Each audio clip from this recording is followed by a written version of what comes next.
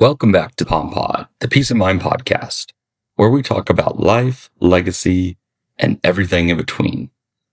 Today's episode is heavier than most, but it's also one of the most important we've ever done.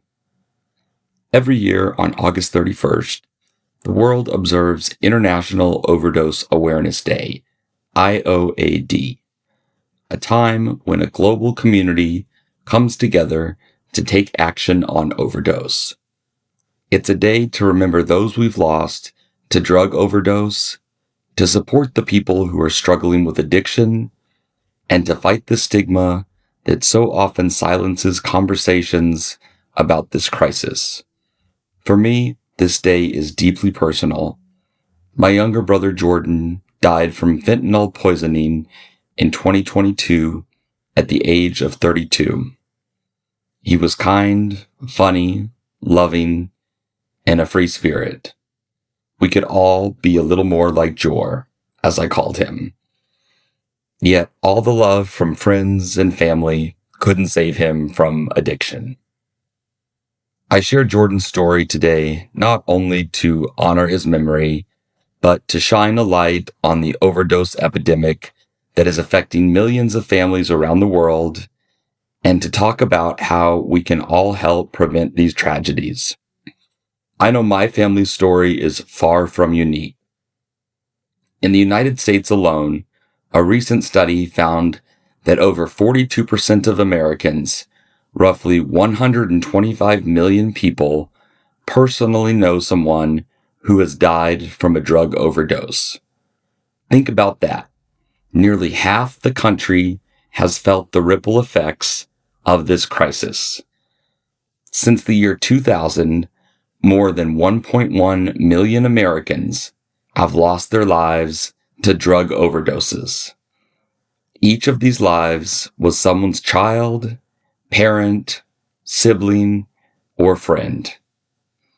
Each had stories, talents, and love that will forever be missing from their families' lives. And sadly, Jordan became one of those statistics. The grief and trauma of losing him is something I carry every day. So in this podcast, we're going to start by looking at the state of the overdose crisis today, and then we'll return to the personal stories and what we can do about it. As we keep going, I want you to notice how these statistics and stories aren't just numbers. They're reminders that every life lost leaves behind a ripple of grief, and that our voices and actions can push back against silence and stigma. We are living amid an unprecedented overdose epidemic. By many measures, drug overdose has become one of the worst public health crises of our time. To give some perspective, in the United States, over 107,000 people died from drug overdoses in 2022 alone. That's roughly equivalent to losing an entire large city of people in 1 year. Drug overdose is now a leading cause of injury-related death in America, surpassing car accidents and even gun violence in many areas.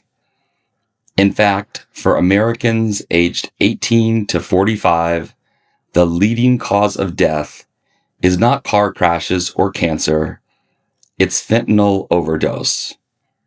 Let that sink in. The number one killer of young and middle-aged adults in the U.S. is a drug that most of us hadn't even heard of 20 years ago. So what is fentanyl, and why is it so deadly? Fentanyl is a synthetic opioid painkiller that is extremely potent, about 50 times stronger than heroin and 100 times stronger than morphine. It was originally developed for severe pain management, like in cancer patients, but in recent years, illegal labs have been marketing fentanyl and selling it on the black market. Because it's so potent, a tiny amount can cause a person to stop breathing.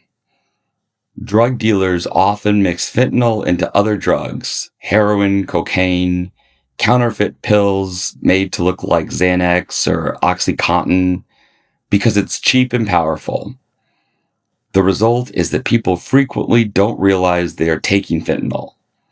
They think they're using another substance, but that substance is secretly laced with a lethal opioid. This is why some advocates, and I count myself among them, call deaths like my brother's fentanyl poisoning. It highlights that many victims were essentially poisoned by a drug they didn't intend to take. As one grieving mother explained, there is a stigma when we say overdose, and the public thinks, not my family, not my kid. People aren't listening if we call it an overdose. Let's call it poisoning. Whether we use the term overdose or poisoning, the fact remains that these deaths are often accidental. Jordan wasn't trying to die. He struggled with addiction. And one night he used what he thought was his usual drug, but it contained fentanyl and it killed him. And this story has played out tens of thousands of times around the country. To illustrate the scale, of those 107,000 overdose deaths in 2022, over 2/3, around 74,000, involved synthetic opioids like fentanyl. Fentanyl has driven what public health experts call the third wave of the opioid crisis. First came a rise in prescription painkiller misuse in the 1990s, then a rise in heroin use in the 2010s, and since the mid-2010s, fentanyl and its analogs have flooded the drug supply, causing overdose rates to skyrocket. This isn't just an American problem, though the U.S. has been hit especially hard. Globally, more than 100,000 people die from drug overdoses every year, and about 80% of those deaths are due to opioids, things like fentanyl, heroin, oxycodone, and other opioid drugs. Virtually no community is untouched, urban or rural, rich or poor, across all races and backgrounds. If you think not in my town or not in my family, statistics and countless stories show otherwise. Addiction and overdose do not discriminate. The COVID-19 pandemic only worsened the crisis as isolation, economic stress, and disrupted treatment services led to higher substance misuse and record overdose numbers in 2020 and 2021. The United States saw its highest ever overdose toll in 2021 and 2022, both years over 100,000 deaths.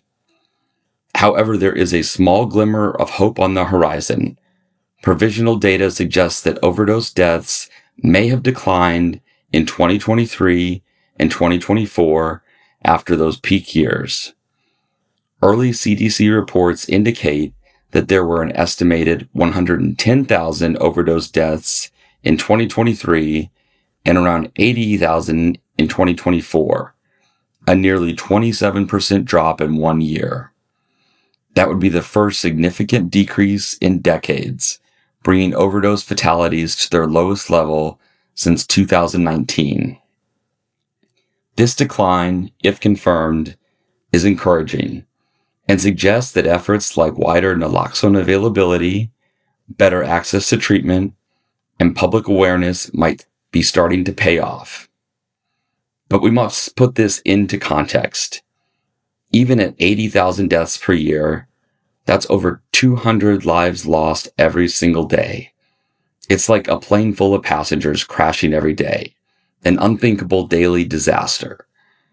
And some hard-hit communities, particularly marginalized groups, are still seeing increasing or disproportionate losses despite the overall improvement.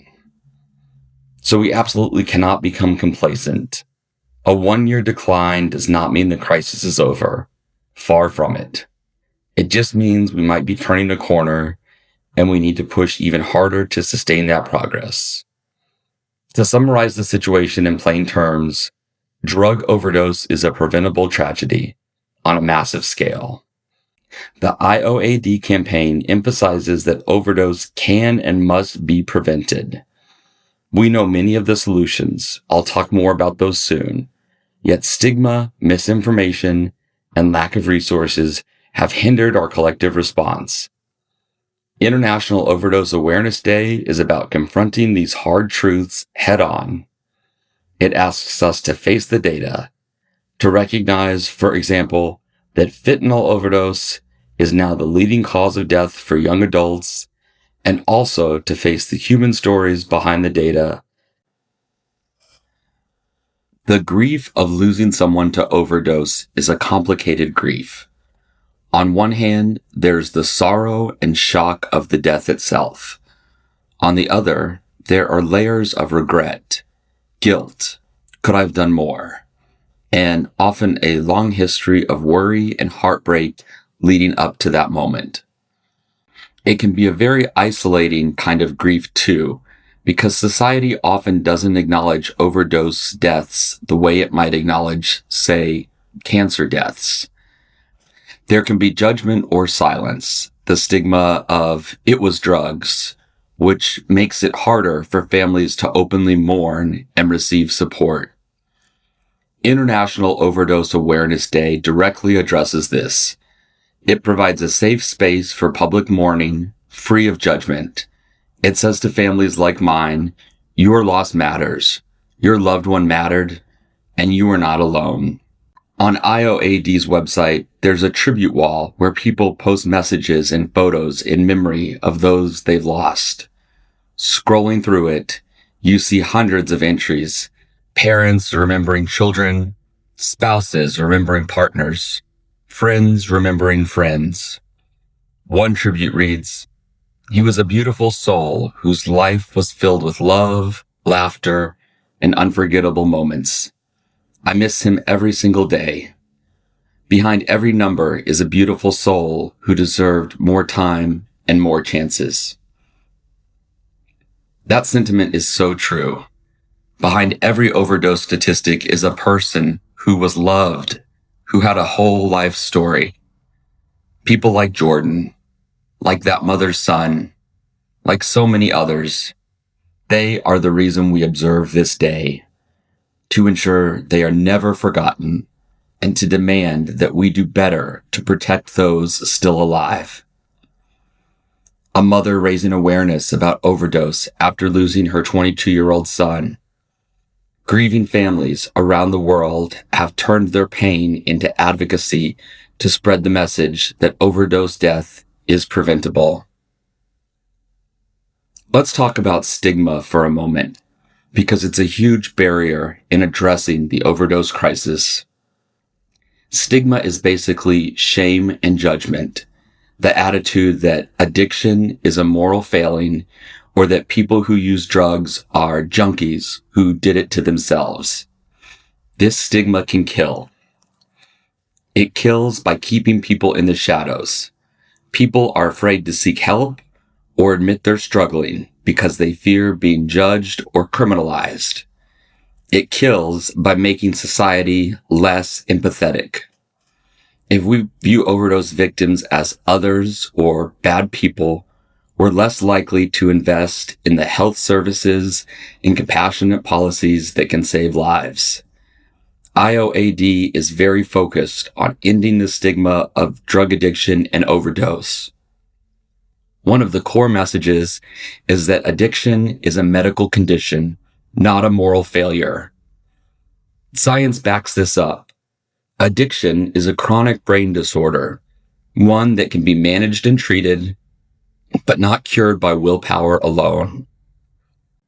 People with substance use disorders deserve the same respect and quality of care as someone with any other health condition.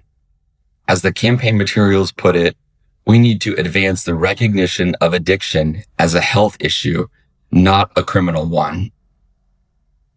In practical terms, that means things like using non-stigmatizing language.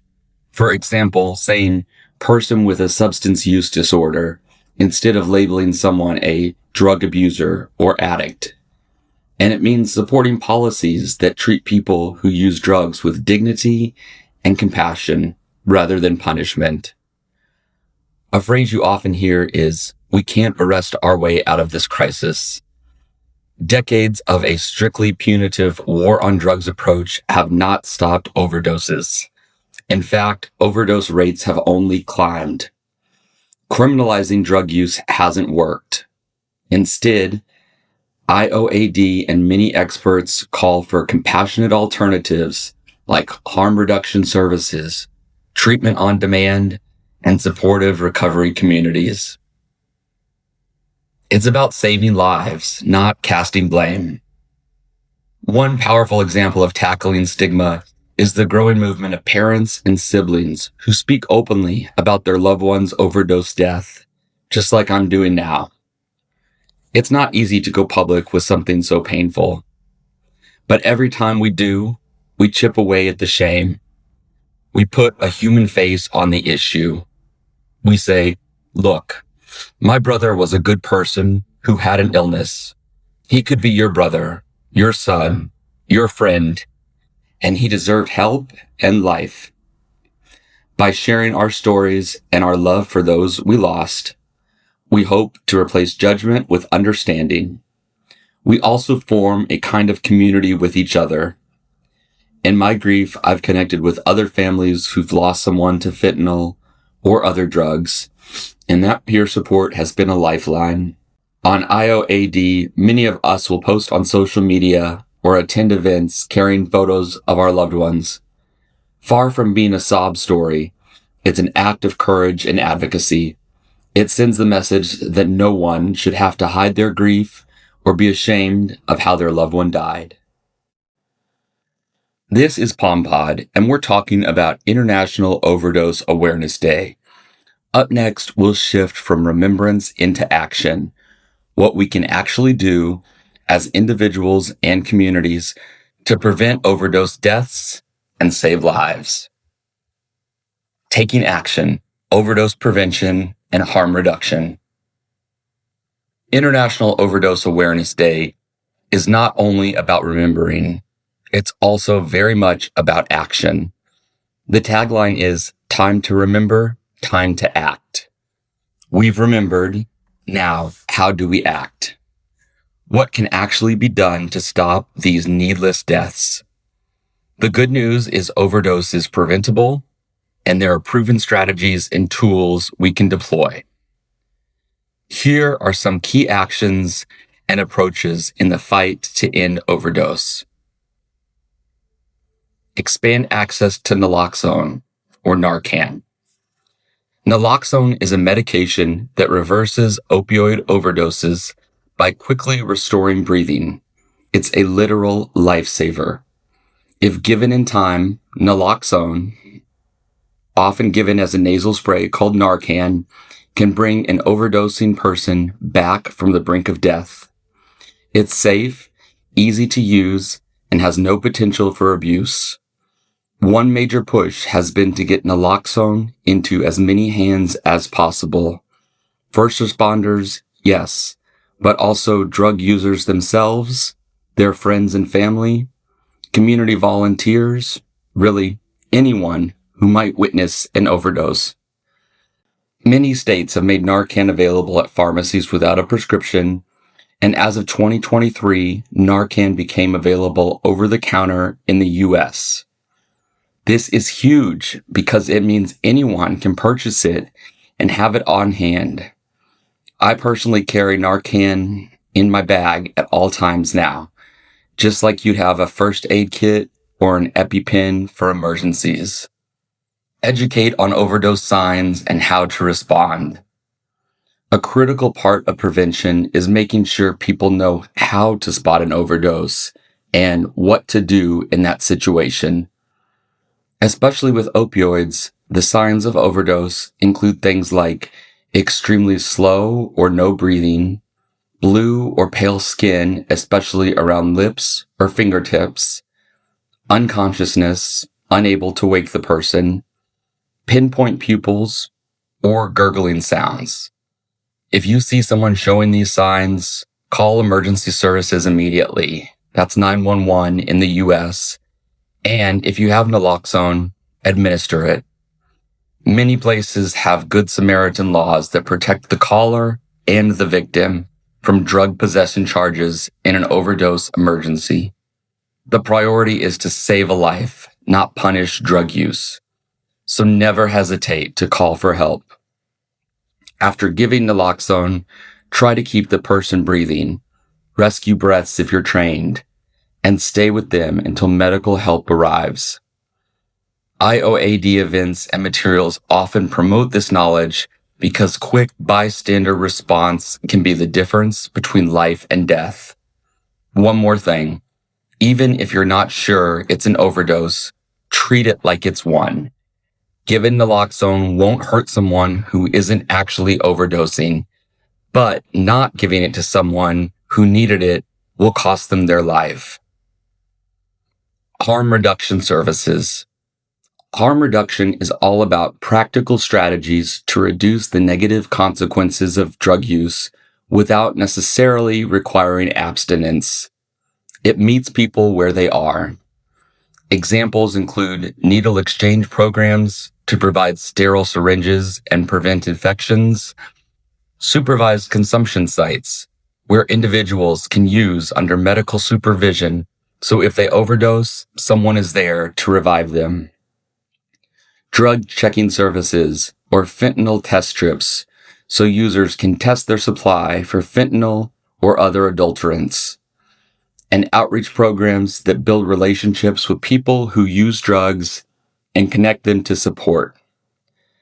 These interventions keep people alive and healthy long enough to possibly seek recovery. Critics sometimes misunderstand harm reduction as enabling drug use, but in reality, it's enabling survival. You can't get someone into recovery if they're dead. Places that have implemented robust harm reduction, like widespread naloxone distribution, for instance, have seen overdose deaths level off or decline. IOAD is a day when many harm reduction groups try to spread awareness of their services, hand out fentanyl test strips, demonstrate safe injection practices, etc.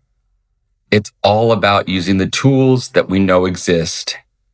As the IOAD principles state, overdose prevention solutions exist. Let's use them. Treatment and recovery support. Of course, in the long run, we want to help people not overdose in the first place by treating the underlying substance use disorder. This means making sure effective treatment is available, affordable, and free of judgment. One evidence-based approach for opioid addiction is medication-assisted treatment, or MAT. Medications like Suboxone or methadone that quell withdrawal and craving allow individuals to stabilize and rebuild their lives. Studies show MAT significantly reduces the risk of overdose and doubles a person's chances of long-term recovery. Yet there are still barriers and stigma around these medications. Some see it as trading one drug for another, which is a misconception. It's more like how insulin is a medication for diabetes. We also need more access to detox programs, counseling, inpatient rehab for those who need it, and long-term recovery support, like sober living homes, peer support groups, etc. On an individual level, if you have a loved one struggling with opioid addiction, encouraging them to consider MAT or helping them find a treatment program can be life-saving. It may take multiple tries. Relapse can be a part of the journey, but recovery is possible. I've met many people in recovery who survived overdoses in the past. They often say that only by the grace of someone reviving them with naloxone or getting them into treatment are they alive today. We want more stories to turn out that way. Advocacy and policy change. We also have to address the bigger systemic issues. This might mean advocating for laws and policies that prioritize health over punishment. For example, supporting the expansion of mental health and substance abuse services, pushing for insurance to cover treatment, backing laws that make fentanyl test strips legal, In some places, they were technically classified as drug paraphernalia. Texas only recently legalized test strips, for instance, in response to the fentanyl crisis. It could mean lobbying for 911 Good Samaritan laws in places that lack them, or for the establishment of supervised consumption sites, a controversial but evidence-backed intervention in communities facing high overdose rates. One thing everyone can do is vote with this issue in mind and talk to your representatives. Let policymakers know that saving lives from overdose is a priority, that you'd rather see public funds go toward treatment, recovery housing, and harm reduction than solely toward jails or interdiction. We need a balanced approach that focuses on demand reduction, helping people not need drugs, as much as supply reduction. In short, treat it as the public health emergency that it is. Only a community-wide effort can end overdose, as the IOAD organizers say. That community includes us as voters and citizens. Education and changing perceptions. Finally, one of the simplest but most profound actions is talking openly about these issues. Educate your kids, your students, your coworkers about the dangers of fentanyl, that any pill or powder not from a pharmacy can potentially be deadly due to fentanyl. Encourage a culture where people who are struggling feel safe to ask for help. The theme of International Overdose Awareness Day in 2025 is One Big Family Driven by Hope. I love this theme because it emphasizes unity, that all of us, whether we use drugs or not, whether we've lost someone or not, are part of one human family. We have to have each other's backs. We have to approach this issue with hope and the belief that through collective action, we can save lives. Every life saved matters. Even if we can't rescue everyone, we can try, and we can create an environment where it's easier to survive, easier to help, and easier to heal. Let me highlight a few concrete things you, as a listener, can do right away. Number 1, carry naloxone. Find out if your pharmacy carries Narcan nasal spray. Many provide it without a prescription, or if a local community organization gives out free kits. If you're in Texas, you can visit naloxonetexas.com and get it shipped to your home for free. No questions asked. Learn how to use it. It's simple. Basically, you spray it into the person's nose. Keep it in your bag or home. You could save a stranger's life or even someone you care about. 2, learn and share overdose response knowledge. Take 10 minutes to learn the signs of an overdose and the steps to respond. Teach them to people around you. Post a link or infographic on your social media on Overdose Awareness Day. You never know who might quietly take that information and later use it to save someone. 3, support harm reduction programs. Does your city have a needle exchange or an overdose prevention center or outreach van? They might need donations or volunteers. Even simply supporting them against any local opposition helps. Often these programs face "not in my backyard" pushback. Be a voice that says, yes, we need this here. It's about saving lives and connecting people to care. 4, attend or organize an IOAD event. Look up if there's an International Overdose Awareness Day event near you, a vigil, a memorial walk, a panel discussion. Attending shows solidarity and can be very eye-opening. If nothing's happening in your area, you could organize a small event, even if it's just gathering a few friends to light candles and talk, or asking a local library to put up a display of information. The IOAD official website has resources and allows people to register events. Speak up and listen. Break the silence in your own circles. If you have a personal connection to the issue, consider sharing your story on August 31st, or any day, or simply check in on friends or family members who might be at risk. Let them know you care and that help is available. Often a person suffering from addiction feels alone and ashamed. A compassionate conversation can be the first step toward them seeking treatment or at least using more safely. Last, fight stigma with language. Make a conscious effort to use respectful, non-judgmental language about people with addiction. Gently correct others if they're using stigmatizing terms or express the view that those people don't deserve help. Remind them that each person is someone's child, someone who didn't choose to become addicted. By changing hearts and minds, we create a more supportive climate for policy change and personal change. International Overdose Awareness Day encourages all these actions and more. It's about individuals and communities mobilizing to say, no more empty chairs, no more needless deaths. A global movement of hope and remembrance. One of the powerful aspects of IOAD is that it is truly global, and it brings together people from all walks of life. On August 31st, you might see the Sydney Harbour Bridge in Australia lit up in purple, a candlelight vigil in a small town in Ohio, a big rally in Vancouver, a memorial service in London, a naloxone training workshop in New Delhi, all in the same 24 hours. This is a collective day of acknowledgement. It began in Australia, as I mentioned, spearheaded by a harm reduction activist named S.J. Finn in 2001. She handed out over 6,000 silver ribbons that first year, igniting a spark of awareness. Since then, the campaign has grown every year.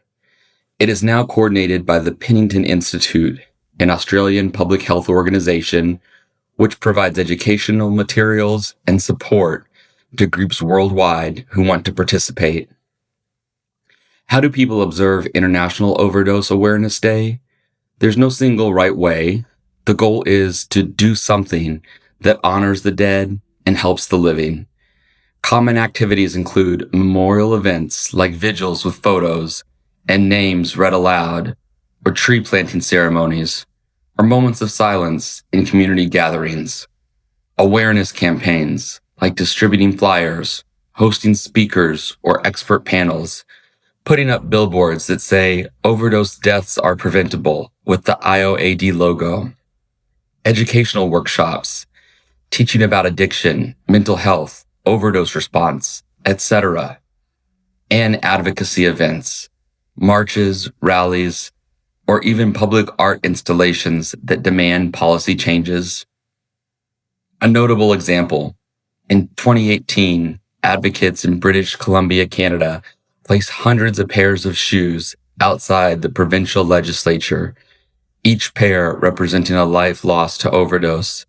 These symbolic gestures send a powerful message. These are our sons and daughters, our neighbors, our friends. We cannot ignore this.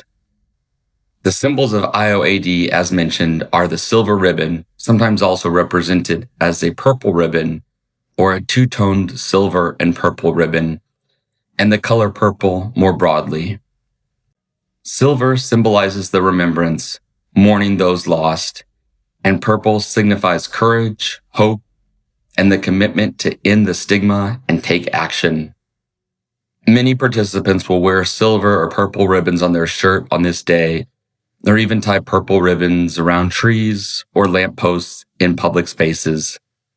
Some landmarks are illuminated in purple at night.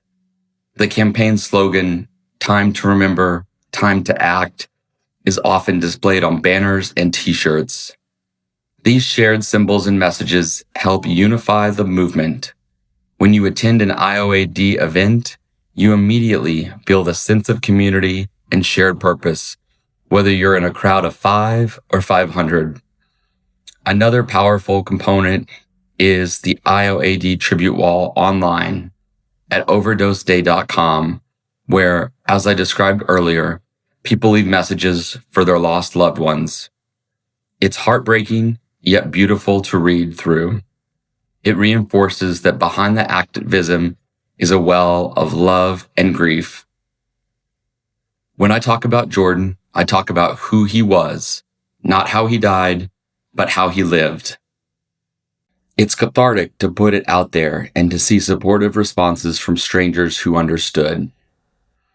That's what this day does. It builds solidarity. It says our grief is acknowledged on a global stage. And by acknowledging the grief, IOAD also challenges the shame. No longer is an overdose death something that families have to whisper about or hide. We are literally shouting their names from the rooftop, honoring them publicly. The theme, One Big Family, Driven by Hope, for 2025 IOAD that I mentioned encapsulates the spirit I've witnessed. When I attend our local IOAD vigil, I see parents who have lost children, embracing folks who are in recovery, and remembering their fallen friends. I see health workers exchanging ideas with law enforcement officers on how to collaborate better. I see young people, some who have struggled with substances, some who haven't, lighting candles together. There's a sense that we are all in this together, and together is the only way we can solve it. As one campaign piece put it, by honoring those who have died and supporting those in recovery, we can transform loss into prevention and solidarity. That's a hopeful message, that our collective remembrance can drive collective action. As we wrap up, I want to thank you for staying with me through this episode. It's raw, it's personal, and it matters. As we come toward the conclusion of this discussion, I want to reflect on a couple of personal lessons and takeaways. Losing Jordan has been the hardest thing I've ever experienced.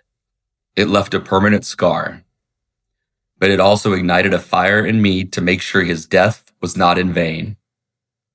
If sharing his story can convince even one person to carry naloxone, or persuade one person struggling with opioids to be careful or seek help, or open one listener's mind about the need for compassion, then something positive comes out of this pain.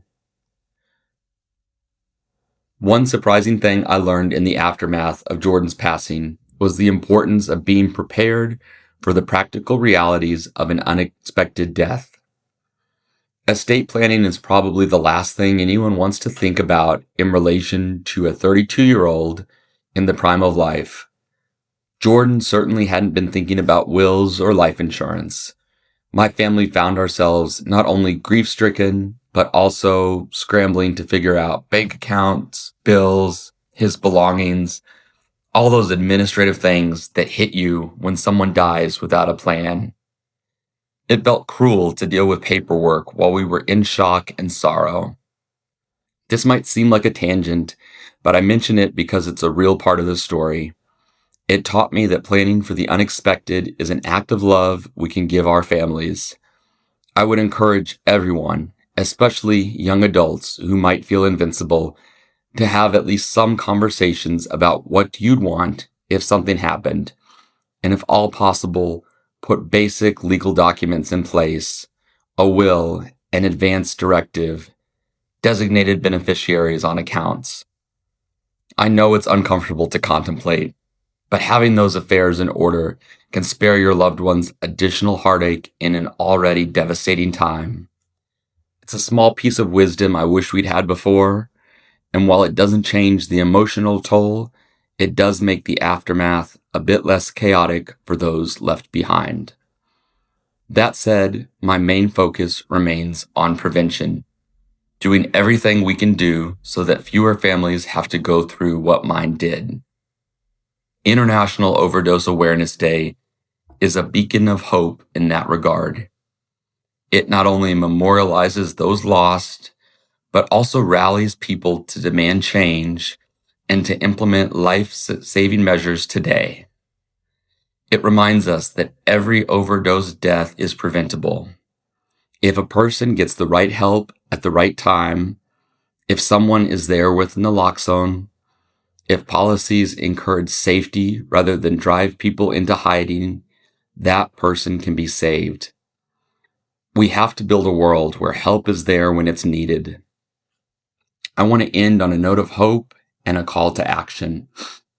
Earlier, I mentioned that overdose deaths in the U.S. might have declined in the last year. That shows that our collective efforts can make a difference. Each life saved is proof that what we do matters. Maybe you listening today will be the one to save a life tomorrow by pulling someone back from the edge with Narcan, or by guiding a friend toward treatment, or by influencing community leaders to invest in solutions. You have that power. We all do. On this International Overdose Awareness Day, I invite you to do two things: remember and act. If you've lost someone, speak their name, share their photo, tell their story. Refuse to let stigma silence your love for them. And then channel that love into action, big or small.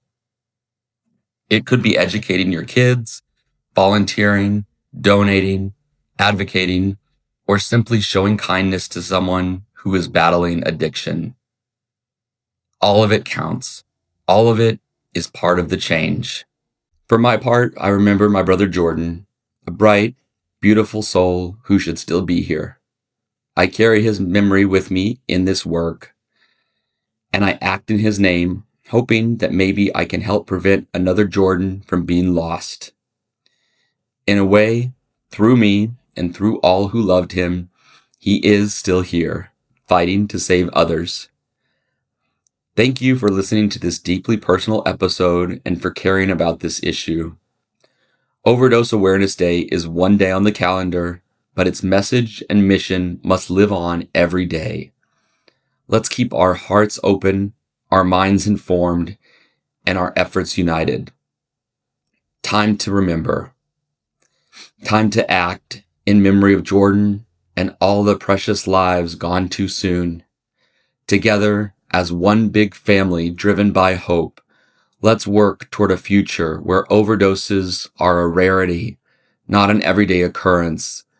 A future where we no longer lose 100,000 bright lights a year, and where families like mine get to keep our loved ones with us, healthy and whole. Stay safe, take care of each other, and let's end overdose for good. That's it for this special episode of POMPod. On this International Overdose Awareness Day and every day, let's remember, let's act, and let's keep building a world where fewer families have to carry this kind of grief. If this episode moved you, please share it with someone who needs to hear it. And if you want to connect, learn more, or find resources, check out the links in the show notes. Until next time, this is POMPod. Take care of yourselves and each other.